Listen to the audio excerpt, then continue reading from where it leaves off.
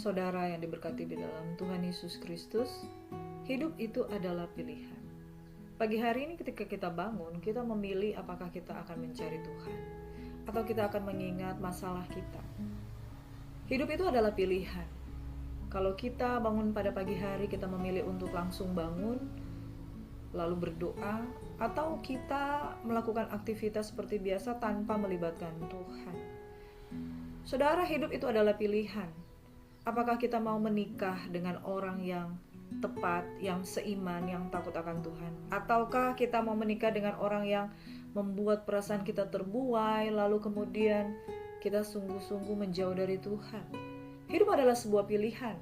Kalau saudara kemudian memilih satu pekerjaan yang memuliakan Tuhan, atau saudara justru memilih satu pekerjaan yang beresiko, membuat saudara jatuh di dalam dosa.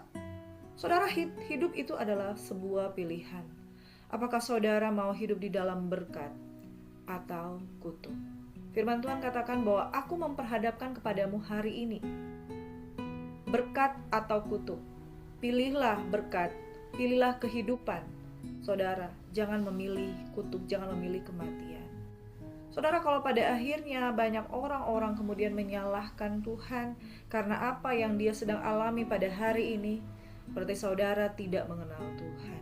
Kalau saudara mengenal firman Tuhan, kalau saudara mengenal kebenaran, saudara tahu tentang Injil Kristus, bahwa apa yang kita lakukan hari ini, itu adalah bagian dari keputusan kita. Itu sebabnya saudara, sebelum melakukan aktivitas, libatkan Tuhan di dalam kehidupanmu, supaya jangan salah arah, jangan salah langkah, lalu kemudian menyalahkan keadaan, menyalahkan sesama, menyalahkan suami, menyalahkan anak, menyalahkan istri, menyalahkan Tuhan. Bapak ibu saudaraku, pilihlah Tuhan, maka engkau akan hidup. Kalau engkau memilih Tuhan, sekalipun engkau di dalam tekanan, engkau tetap dapat bersyukur dan bersukacita. Firman Tuhan pada pagi hari ini kita akan baca bersama. Pilihlah Tuhan, pilihlah berkat, maka engkau akan hidup. Dan hidup di dalam Tuhan, hidup di dalam segala kelimpahan. Mari berdoa. Bapa di surga, biarlah kami memilih apa yang benar, apa yang berkenan kepada Tuhan. Hidup itu adalah sebuah pilihan. Kami memilih Tuhan, kami memilih firman-Mu, kami memilih untuk takut akan Tuhan, supaya kehidupan kami adalah kehidupan yang diberkati, bukan kehidupan di bawah kutuk. Kami tidak mau menyalahkan keadaan oleh karena Tuhan yang berdaulat atas kehidupan kami ketika kami melangkah bersama dengan Tuhan. Kami tidak mau memanipulasi keadaan dengan menyalahkan Tuhan, padahal kami melakukan keputusan-keputusan yang salah. Bapa di surga, kami mau berdoa pagi hari ini, mau merenungkan firman Tuhan. Kiranya Engkau berbicara dalam hati kami. Dalam nama Yesus Tuhan kami bersyukur, kami sambut firman-Mu. Haleluya. Amin. Sekali lagi shalom, selamat pagi Bapak Ibu Saudara. Kita akan melanjutkan kebenaran firman Tuhan yang terambil dari 1 Tesalonika 3 ayat 1 hingga ayat yang ke-13. Kabar baik yang dibawa oleh Timotius. Kita tahu bahwa Timotius adalah murid dari Rasul Paulus. Janganlah seorang menganggap engkau rendah karena engkau muda, jadilah teladan di dalam kasih, di dalam perkataan, di dalam kehidupan saudara. Jadi menjadi orang muda bukan berarti tidak dapat menjadi teladan. Kalau menjadi orang muda, asalkan saudara hidup di dalam Tuhan, maka hidupmu akan menjadi berkat. Demikian firman Tuhan. Kami tidak dapat tahan lagi, karena itu kami mengambil keputusan untuk tinggal seorang diri di Athena. Lalu kami mengirim Timotius, saudara yang bekerja dengan kami untuk Allah dalam pemberitaan Injil Kristus, untuk menguatkan hatimu dan menasihatkan kamu tentang imanmu, supaya jangan ada orang yang goyang imannya karena kesusahan-kesusahan ini. Kamu sendiri tahu bahwa kita ditentukan untuk itu. Sebab juga waktu kami bersama-sama dengan kamu, telah kami katakan kepada kamu bahwa kita akan mengalami kesusahan. Dalam hal itu, seperti kamu tahu, telah terjadi. Itulah sebabnya maka aku, karena tidak dapat tahan lagi, telah mengirim dia, supaya aku tahu tentang imanmu. Karena aku khawatir kalau kamu telah dicobai oleh si penggoda, dan kalau usaha kami menjadi sia-sia. Tetapi sekarang, setelah Timotius datang kembali dari kamu dan membawa kabar yang menggembirakan tentang imanmu dan kasihmu, dan bahwa kamu selalu menaruh kenang-kenangan yang baik akan kami, dan ingin untuk berjumpa dengan kami seperti kami juga ingin untuk berjumpa dengan kamu, maka kami juga saudara-saudara dalam segala kesesakan dan kesukaran kami menjadi terhibur oleh kamu dan oleh iman. Bapak Ibu Saudara, dari firman Tuhan ini kita melihat bahwa pada waktu itu rasul-rasul yang bersama-sama dengan para pelayan-pelayan Tuhan yang melayani di Tesalonika itu mengambil keputusan untuk seorang diri di Athena mereka mengirim Timotius. Dan dengan adanya Timotius mereka menguatkan jemaat yang ada di Tesalonika. Waktu mereka ada di Tesalonika, pada waktu itu mereka menguatkan iman jemaat supaya tidak goyang imannya karena kesusahan-kesusahan ini. Waktu Timotius kembali kepada Rasul Paulus, ya, ketika Timotius datang kembali dari kamu membawa kabar yang menggembirakan tentang imanmu dan kasihmu, dan bahwa kamu selalu menaruh kenang-kenangan yang baik akan kami dan ingin untuk berjumpa dengan kami seperti kami juga ingin berjumpa dengan kamu. Maka kami juga saudara-saudara dalam segala kesesakan dan kesukaran kami menjadi terhibur oleh kamu dan oleh imanmu. Saudara, apa yang kita lihat dari situasi yang terjadi di jemaat di Tesalonika, bahwa ketika Paulus ada di sana berulang-ulang kali dia menguatkan tentang jangan ada orang yang goyang imannya karena kesusahan-kesusahan ini. Artinya, menjadi jemaat Tuhan yang ada di Tesalonika, mereka mengalami yang namanya kesusahan. Kesusahan karena apa, saudara? Karena Injil. Kesusahan karena mempertahankan iman. Kesusahan karena tinggal di dalam Tuhan. Saudara perhatikan. Berulang-ulang kali saya katakan bahwa kepada kamu dikaruniakan bukan saja untuk percaya, melainkan menderita untuk Kristus. Saudara, jikalau ada Injil lain yang mengabarkan bahwa kita hanya akan mengalami kesenangan, hanya berkat, kelimpahan, prosperity semata, itu sudah menyimpang. Karena dikatakan bahwa kepada kita dikaruniakan bukan saja percaya, melainkan menderita dalam Kristus. Mengapa menderita? Perhatikan, penderitaan itu terjadi karena ada pikul salib.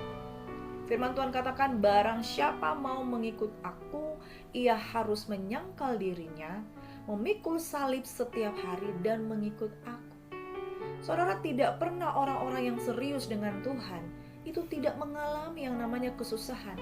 Kesusahan yang mungkin pertama kali dia alami adalah kesusahan daging. Bagaimana kita punya kecenderungan, kedagingan kita itu pengen hal-hal yang nyaman. Kedagingan kita itu pengen hal-hal yang menyenangkan hati manusia dan jiwa kita. Itu sebabnya firman Tuhan katakan, aku berdoa semoga roh dan jiwamu baik-baik saja.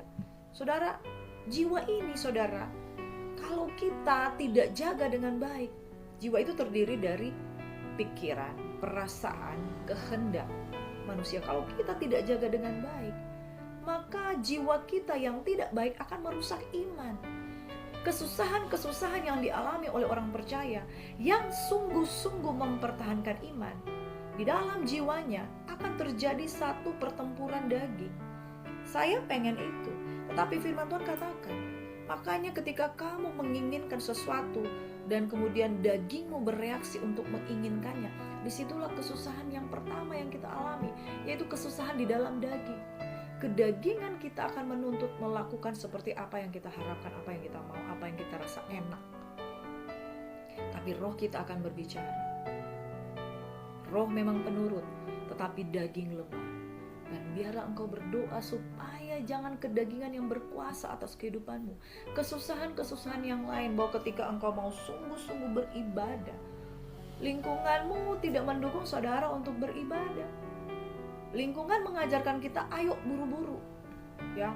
Kita kantor jam 7, jam kalau dia jam 8, jam 7 udah persiapan, bahkan jam 7 ada orang yang sudah keluar rumah. Bahkan kalau ada yang jauh, jam 5 pagi dia udah keluar rumah untuk pergi ke tempat kerjanya yang jauh karena kemacetan dan lain sebagainya. Itu terjadi di kota-kota besar di Jakarta. Jam 5 orang itu udah keluar cari MRT dan lain sebagainya, mengingat macet dan lain sebagainya. Jam 7.30 baru sampai di kantornya, persiapan dan lain sebagainya. Jam 8 dia mulai bekerja, dan mungkin saja dia lupa untuk mengandalkan Tuhan, dia lupa untuk berdoa. Kesusahan di dalam lingkungan kehidupan kita kadangkala menghimpit iman kita sehingga ada orang yang goyang imannya. Bapak Ibu Saudara, firman Tuhan terus mengingatkan kita, carilah Tuhan maka engkau akan hidup. Bahkan saudara, ketika saudara melupakan persekutuan dengan Tuhan pada pagi hari, engkau sudah goyang iman. Bahkan saudara, kalau pada pagi hari saudara tidak lagi mengingat akan kasih Tuhan, saudara hanya mengingat akan masalahmu, saudara memang berdoa, tetapi saudara berdoa di dalam keadaan yang anxiety, penuh dengan kekhawatiran, penuh dengan masalah. Saya kemarin menonton satu tayangan ya tentang pendidikan psikologi, bahwa katanya Gen Z ya, generasi pada zaman sebelum generasi sekarang, yaitu generasi Alpha, yang sekarang orang-orang yang udah 20-an tahun menuju ke 30 tahun ya, Gen Z itu saudara, banyak yang mengalami tekanan psikologis oleh karena masalah-masalah di dalam rumah, sehingga terjadilah penyakit-penyakit psikologis yang disebut oleh psikiater itu ADHD ya, ada juga narcissistic personality disorder, ada juga yang sampai parahnya udah masuk kategori ODGJ, ada yang OCD dan lain sebagainya. Penyakit-penyakit yang menurut psikiater ini penyakit ini loh saudara, mental illness ya, ada satu mentalitas yang sakit.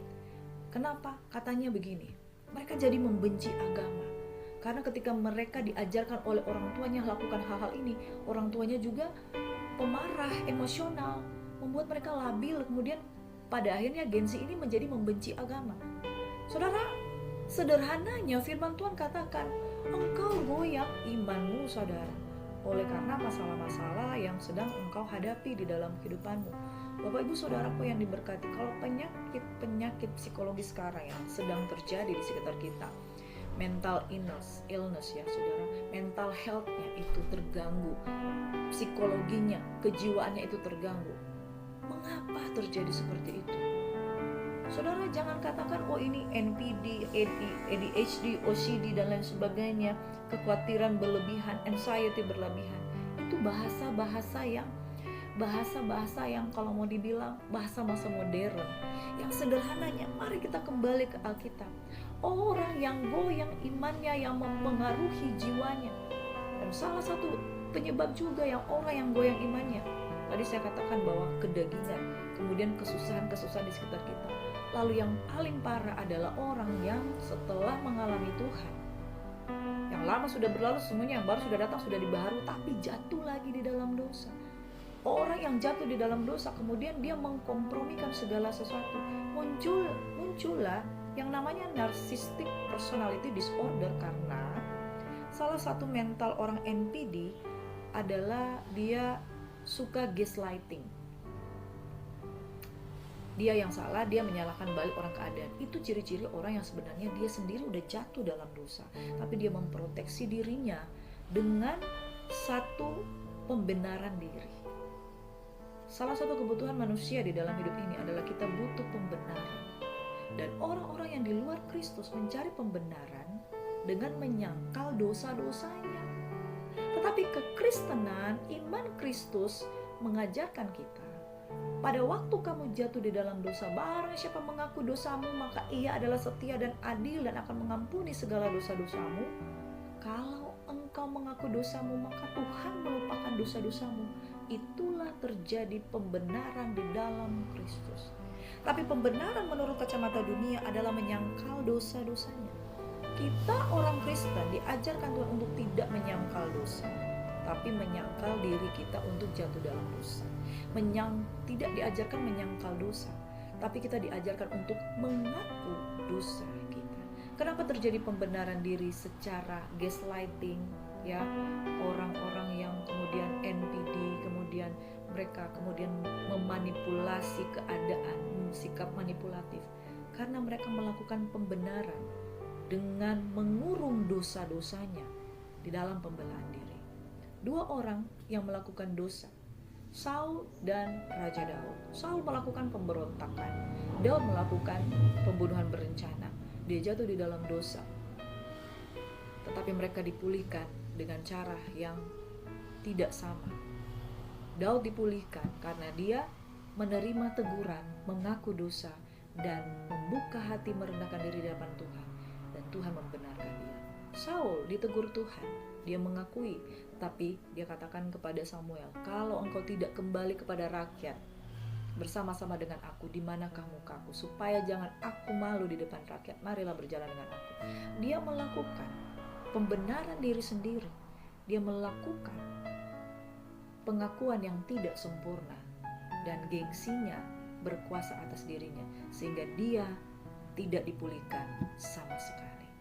Bapak Ibu Saudara yang diberkati oleh Tuhan Yesus Kristus, kembali kepada firman Tuhan, jangan ada orang yang goyang imannya karena kesusahan-kesusahan ini. Kamu sendiri tahu bahwa kita ditentukan untuk itu. Sebab juga waktu kami bersama-sama dengan kamu telah kami katakan kepada kamu bahwa kita akan mengalami kesusahan.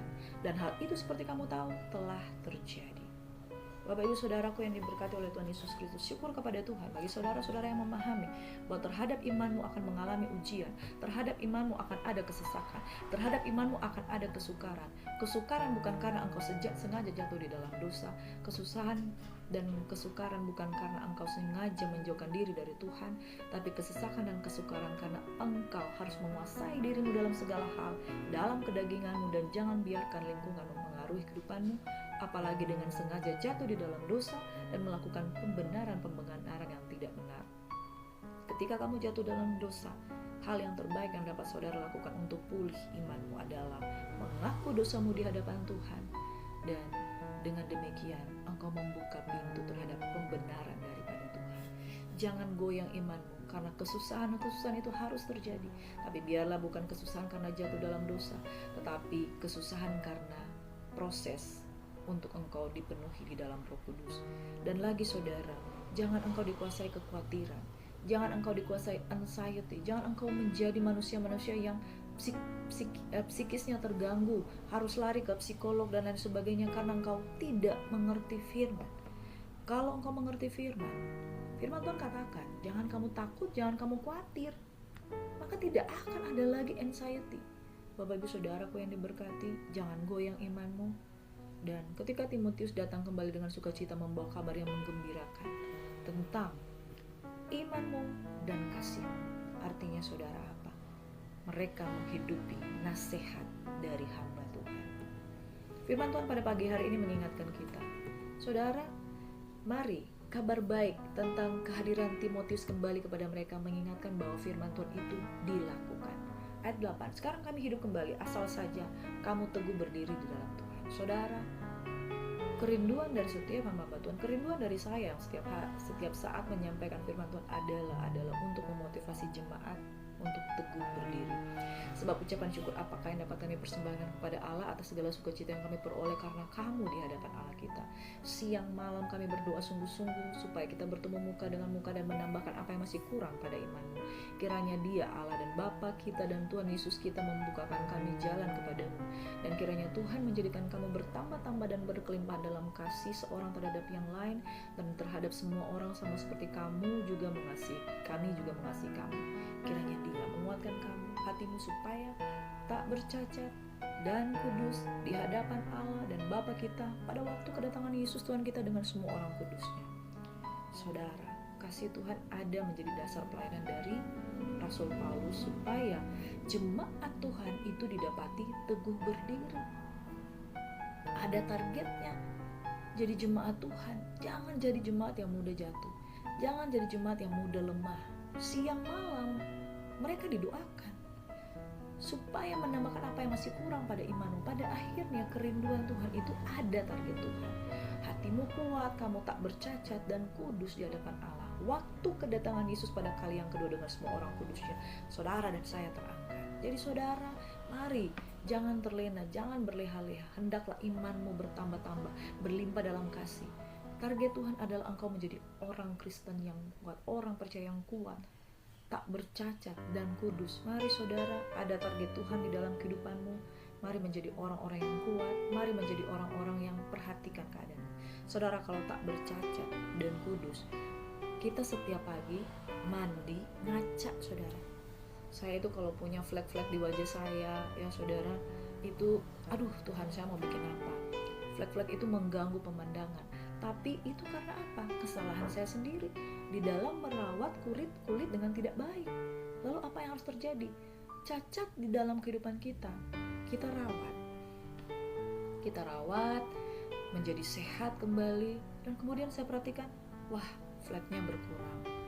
Ketika kita berkaca kepada firman Tuhan, firman Tuhan sebagai cermin di dalam kitab Yakobus katakan, kita mulai melihat, wah, alis saya itu terhapus sebelah ya. Kalau ibu-ibu yang bulu-bulu alisnya sudah tua itu biasanya rontok, pakai alis tambahan ya saudara. Wah, bedak kita nggak pakai, kelihatan kehitaman, jadi pakai bedak supaya itu ya. Jadi ada kecacatan ketika kita ngaca, saudara. Firman Tuhan adalah cermin. Firman Tuhan adalah alat untuk mengukur kecacatan kita di hadapan Tuhan, ada atau tidak. Dia menguatkan hatimu supaya tak bercacat. Nah, kalau cacat ini masih kita temukan pada saat kita bercermin lewat firman, perbaiki saudara. Datang kepada Tuhan. Lalu cacat itu saudara, bangun tidur gak nyisir rambut ya. Kalau seperti saya, rambut ini curly gak nyisir rambut, wah, bangun pagi-pagi hari orang bisa lari karena melihat hantu ya, karena rambutnya yang tidak tertata dengan baik. Tapi kalau kita mau rapi, bersih, lalu kemudian cacat ya, mungkin dulu tangannya ada, sekarang tangannya gak ada. Cacat, mengapa tangan dulu ada sekarang gak ada? Dulu ringan tangan untuk memberkati, sekarang tanganmu tidak melakukan apa-apa untuk Tuhan. Dan kudus di hadapan Allah. Saudara, jangan main-main dengan kekudusan. Saudara dengan sengaja melayani Tuhan, saudara jatuh di dalam dosa dengan pemikiran gak ada orang yang tahu. Menjadi pemain musik, jatuh dalam dosa, gak ada orang yang tahu. Saudara munafik dan tidak kudus. Jelas Tuhan katakan, engkau tidak berkenan di hadapan Tuhan. Saudara, Tuhan punya target dalam hidup kita. Teguh berdiri dalam Tuhan, hati yang kuat, bertambah-tambah dan berlimpah dalam kasih terhadap yang lain, tak bercacat dan kudus di hadapan Tuhan. Waktu kedatangan Yesus yang akan menentukan saudara layak atau tidak layak. Tuhan kiranya memberkati saudara menjadi umat yang kuat di dalam tekanan, di dalam kesukaran, di dalam persoalan, di dalam permasalahan. Yang sesungguhnya lewat permasalahan itu kita sedang diuji iman kita untuk tetap teguh, tetap kuat, tetap melimpah dalam kasih, suci kudus, tak bercacat di hadapan Tuhan. Tuhan memberkati saudara. Mari kita berdoa. Tuhan, hidup itu adalah pilihan. Kami memilih untuk menjadi kuat, kami memilih untuk tetap teguh berdiri, kami memilih untuk bercermin dengan firman, supaya segala bentuk kecacatan dalam kehidupan kami boleh perbaiki, karena Tuhan yang sanggupkan kami, karena Tuhan yang menolong kami. Tuhan kiranya memberkati rekan-rekan pelayanan, teman-teman yang meminta dukungan doa dalam kehidupan kami, adik kami Yosi yang sedang menunggu pekerjaan yang terbaik di dalam kehidupannya. Tuhan menyediakan pekerjaannya sesuai dengan kelulusan dari fakultas yang dia sudah selesaikan. Tuhan berkati mamanya agar sembuh dari sakit, dan berkati juga saudara kami, adik kami, murid kami, Tuhan juga Jerry dan juga Shirley di dalam beban pergumulannya, apa saja mereka gumulkan, Tuhan memberkati. Di tengah-tengah kesukaran, Tuhan memberikan pengharapan. Biar kami tetap teguh berdiri, tidak menyalahkan Tuhan, berlimpah dalam kasih dan melimpah dengan ucapan syukur. Bapa, sembuhkan yang sakit, bebaskan yang terbelenggu, pulihkan Tuhan yang letih lesu dan berbeban berat. Kami mohon berkat Tuhan, kiranya kasih karunia di dalam nama Bapa, Putra dan Roh Kudus menyertai, memimpin, membimbing langkah kehidupan kami, supaya kami penuh di dalam segala berkat kelimpahan yang daripada Tuhan. Berkat ini kami terima dengan ucapan syukur, dan kami membawa hormat kami, syukur kami di hadapan Tuhan hanya di dalam nama Yesus, sumber berkat kehidupan kami berdoa. Haleluya, amin. Selamat beraktivitas saudara, Tuhan memberkati. God bless you. Shalom.